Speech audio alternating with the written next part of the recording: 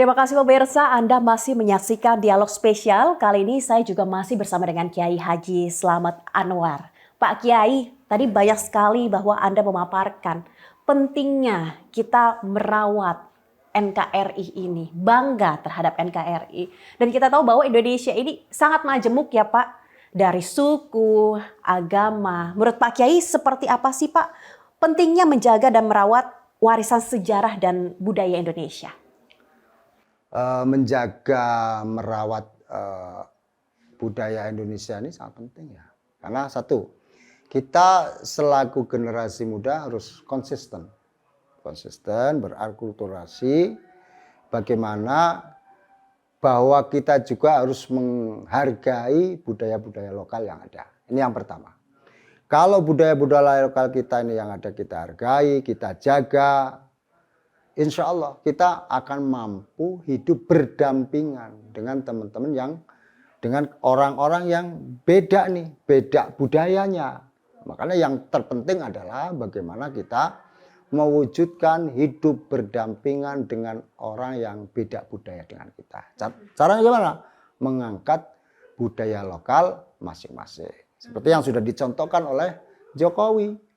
Bahwa Jokowi ini setiap hari kemerdekaan, lihat, beliau ini kan pakai baju-baju adat. Dan berbeda-beda. Ini bagian daripada konsisten untuk menjaga, merawat, membangun bangsa. Sederhana sebenarnya. Bhinneka Tunggal Ika ya Pak Kiai.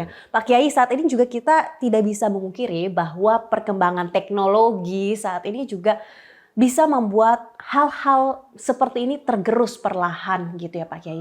Bagaimana sih masukan Anda bagi generasi muda saat ini agar tidak melupakan Pak Kiai pentingnya merawat NKRI? Kita mengenal teknologi memang situasi memang yang tidak bisa kita hindari. Mau tidak mau. Apalagi sekarang sudah masuk program sekolah. Program IT yang dulu ini semester aja manual semua, sekarang harus pakai program. Anak-anak kecil sudah pakai gadget, pakai laptop dan lain sebagainya.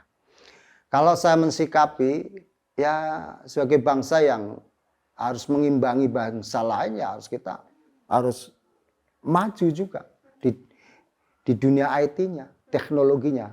Hanya saya katakan dari awal, hanya kita juga tidak meninggalkan pendidikan-pendidikan yang sifatnya tradisional untuk selalu ingat kepada budaya-budaya lokal tadi. Sehingga anak itu memang silakan hidup modern, akan tetapi tidak meninggalkan budaya-budaya yang katakan sekarang disebut primitif. Nah, itu bukan primitif sebenarnya. Budaya-budaya lokal yang harus kita jaga. Ya. Gitu. Pak Kiai, tadi bahwa bangsa Indonesia ini terdiri dari banyak sekali penduduk, banyak sekali suku, banyak sekali agama gitu ya Pak Kiai. Dan saat ini kita juga sudah masuk ke tahun politik. Tentu ini pilihannya berbeda-beda juga Pak Kiai. Terkadang kita lihat dari tahun-tahun sebelumnya, pasti ada saja provokasi, jadinya kegaduhan. Tahun 2024 kita akan menyelenggarakan pemilu Pak. Seperti apa sih Pak Kiai pandangan Anda agar masyarakat ini tidak mudah terprovokasi pada pemilu mendatang? Berpolitik di negara bangsa ini juga bagian daripada edukasi berbangsa ya kan. Terselenggaranya pemerintahan di negara kita ini tidak mau memang sudah sistemnya pakai politik. Maka saya menyarankan ini, orang-orang juga harus lebih tahu siapa sih tokoh-tokoh politik yang mulutnya suka mengumbar, bisa provokasi dengan sesama anak bangsa. Jadi harapan saya nggak usah terprovokasi dengan para politik-politik yang punya kepentingan kekuasaan. Bagaimana para politik itu yang bisa memberikan satu pencerahan program terbaik untuk pembangunan di masing-masing tingkatan. Kalau politiknya di tingkat daerah, ya dia akan berbicara tentang kemajuan di daerahnya, di tingkat 2 atau tingkat 1 atau di tingkat pusat. Itu aja. Jadi nggak usah terlalu melihat, ini nggak usah ikut gaduh, bingung, wah ini takut milih siapa, bingung.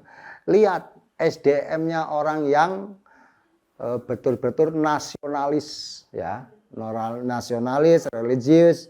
Kemudian siapa? Karena saya banyak sekali sekarang orang yang berpolitik juga hanya punya duit, ya kan? Kemudian berbagai macam cara supaya dia ya bisa menang. Nah, itu yang kita mestinya masyarakat juga antisipasi dan bisa mengkanter, ya kan? Jangan hanya dapat, makanya prinsip-prinsip dasar berpolitik ini yang kurang berpendidikan kan kadang-kadang sama-sama yang satu mau membeli, yang dua juga minta dibeli. Nah, ini yang kadang kita rusak di bawah. Menurut Pak Kiai, seberapa penting sih Pak kondusivitas di pemilu mendatang? Ya sangat penting ya, karena kondusivitas masyarakat ini kan juga akan mempengaruhi satu keamanan. Kalau keamanan ini sudah nggak nyaman, tentu juga akan mempengaruhi perekonomian. Orang akan lulu lalang, pergi, mestinya 24 jam, dia akan cari ekonomi, bagaimana bisa menjual hasil taninya, tapi karena nggak nyaman, dia ada waktu yang jeda, otomatis dong ini, ekonomi berhenti. Kalau keamanannya tidak terjamin, nah ini juga akan membangun alibi bahwa oh ini contoh nih saya bicara Lampung Tengah nggak kondusif, jangan ke sana. Otomatis barang hasil bumi nggak keluar. Otomatis yang barang dari mana nggak akan bisa merembet masuk ke hal-hal lain ya jadinya iya, ya Pak ya. Kemana-mana. Jadi di